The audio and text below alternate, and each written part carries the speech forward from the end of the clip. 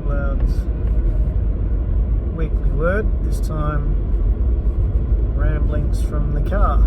Again, version 2 if you like. Not on my way to church, this time on my way home. Just the house is a mess, I've got renovations going, there's stuff everywhere. There's tile dust and plasterboard dust everywhere, so nearly didn't do it this week, but again, just wanting to keep regular. So I've been following an interesting narrative. I find it interesting, being a fan of many sports, one of them being tennis, rugby league as well. Go back to the Pride jersey fiasco that occurred a few weeks ago here.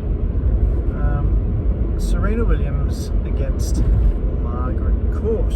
Not that they ever played each other, two very different eras obviously. Serena Williams just retired after being beaten in the US Open, second or third round, something like that, by Australia. There you go. Shout out to the Aussie tennis players. Isla Tomljanovic, I think. I probably pronounced that wrong.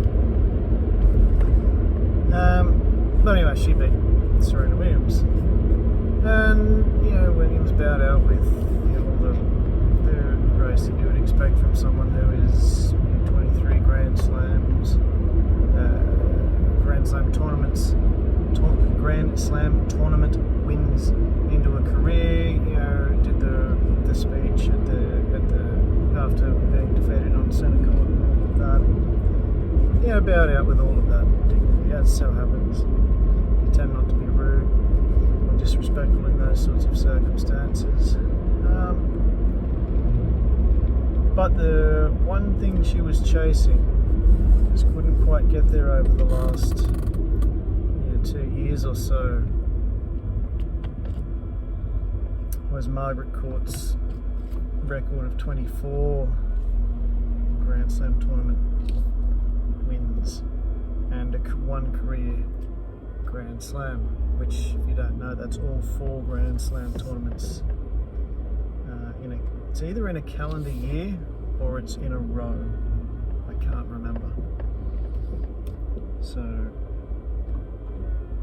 you may have to do some research there, because I can't research that on the fly in the car. It's either the four in a calendar year, so the Australian Open, French Open, Wimbledon and the US Open, or it's 4 in a row starting from any of them. So you might win Wimbledon, US Open in one calendar year, then win the Australian Open and French Open. Anyway, you get what I mean. It's the 4 of them, winning the 4 of them. Williams couldn't quite get to 24. Just didn't quite have it in her since having come back from having a child. And good on her for coming back from having a child. It's a magnificent achievement, don't begrudge that for a minute.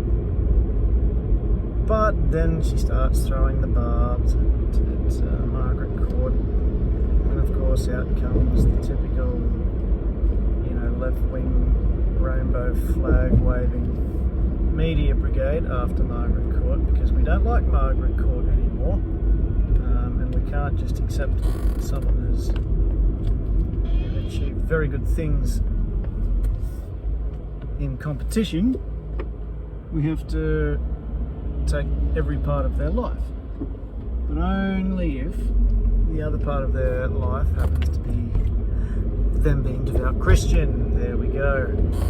The typical problem, the typical thing that most mainstream media outlets have the biggest problem with today. It's someone thinking differently to them.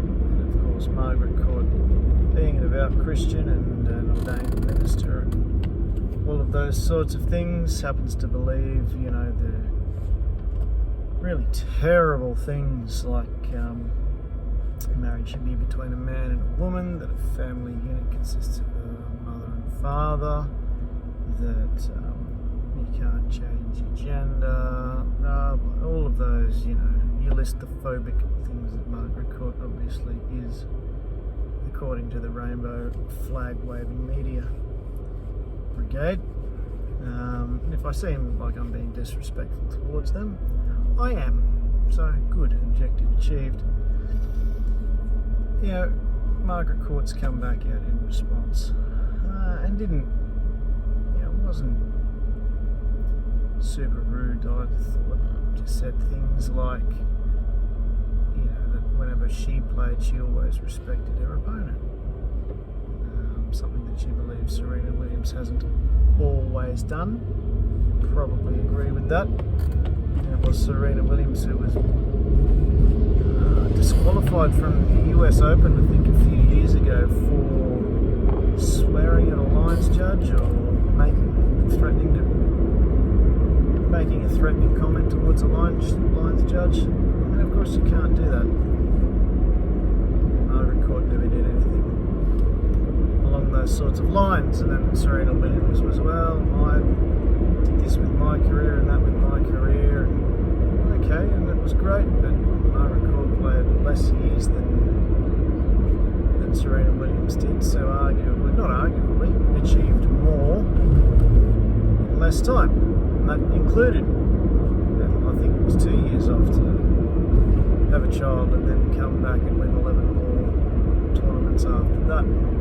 So Margaret Court has done a heck of a lot for tennis. I think he's one of the pioneers of the sport, women's tennis.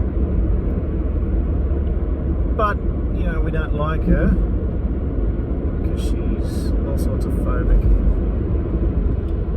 It just really frustrates me when other journalists are prepared to make comments like, there's plenty of Christian tennis players on the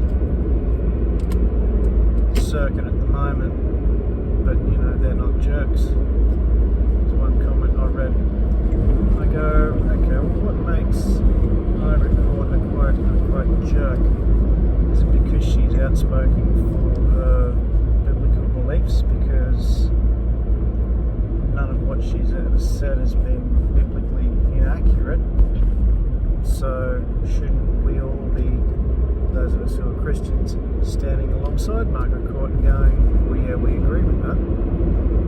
This, of course, then comes back to my frustration with the state of modern Christianity and the modern church, where we are more concerned with what people think about us than expressing what we should actually believe, or at least we proclaim to believe. If we go and look at the way Jesus spoke to people, okay, he was gentle, yes, he certainly was. But he also told people to go and repent for their sins. He also told them the way it was. He repeated, that's why a man and a woman leave their mother and father and become one. I'm paraphrasing that scripture and probably getting it wrong, but you know where it is. So all of these Old Testament laws and rules that governed society at the time, they were confirmed again by Jesus. So the fact that Margaret Court has these beliefs and is so open in regards to holding them, that is a good thing, and that is in fact the way all Christians should be. We should be outspoken in our beliefs. Doesn't mean we condemn the individual. That's not our job. And you get certain, I'll call them subsects of Christianity, or more like cults really, that do that sort of thing. Westboro Baptist Church is renowned for that sort of thing. And they're, in the greatest of respect, a bunch of Fruit Loops, people who attend that church. We need to be outspoken in our beliefs. We do. Okay? We need to hold firm to what the Bible tells us, and we need to be more concerned with spreading biblical truth and holding firm to accurate scriptural interpretations. That's what we need to be focused on, rather than caring what other people think. Okay? If there's all these tennis players who are supposedly Christian, great. Where are they on these sorts of issues? If they're silent, as far as I'm concerned, that's not good enough. Open your mouth, be outspoken about it. Okay? You have to be. Otherwise, what point is there to having a belief? You go back to the Manly rugby league players. They didn't want to wear a pride jersey. They didn't want to celebrate anything to do with that, as should be their right. They shouldn't be forced to do that. They don't force other members of their team to write Bible verses and scriptures on their strapping tape, so why should they be forced to wear a pride jersey?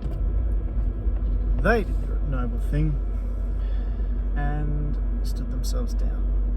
Arguably cost Manly that game. I don't think it did. I don't think Manly were playing that well anyway, but that's beside the point. Manly haven't won a game since then, such was that turmoil. So there you go, just my thoughts. But anyway, Serena Williams, great player. Margaret Court, statistically a better player, achieved more in less. So congratulations on your career, Serena. But I think Margaret Court tops it still as the greatest of all time in women's tennis. Maybe that record will be beaten one day, but until then, Serena, you will be second best. Magnificent career, you're second best. Until next week, stay strong, stay firm, stay outspoken, and God bless.